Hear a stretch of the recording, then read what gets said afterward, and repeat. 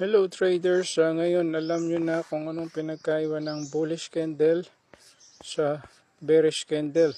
At alam nyo na rin kung ano ang ibig sabihin ng open, high, low, close or OHLC na madalas nakikita nyo sa mga chart. So ngayon naman guys, ituturo ko sa inyo kung ano yung mga parts ng Japanese candle. So ito, ang tawag dito, ito yung upper wick. At ito naman yung lower wick or lower tail. Same as sa bearish candle. Lower wick, upper wick. At itong naman ang tinatawag natin na body.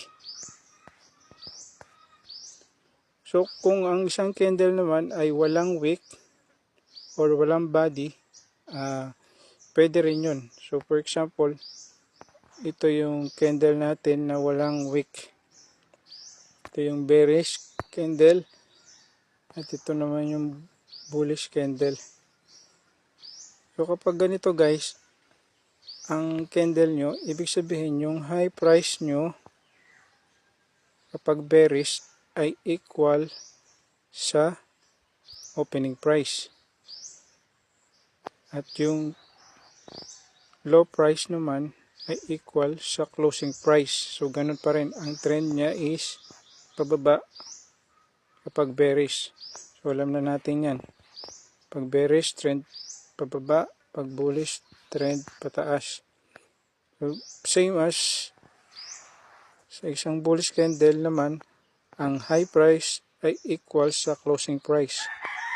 At ang low price ay equal sa opening price. So punta naman tayo sa candle na walang body. So like this one. Ayan, parang cross lang yan guys.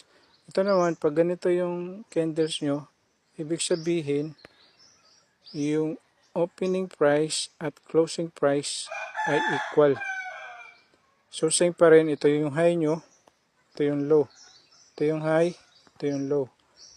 Yung opening price at closing price equal. Kaya hindi siya nag-form ng body. So yun lang guys, sana may natutunan kayo. See you next video. Thank you.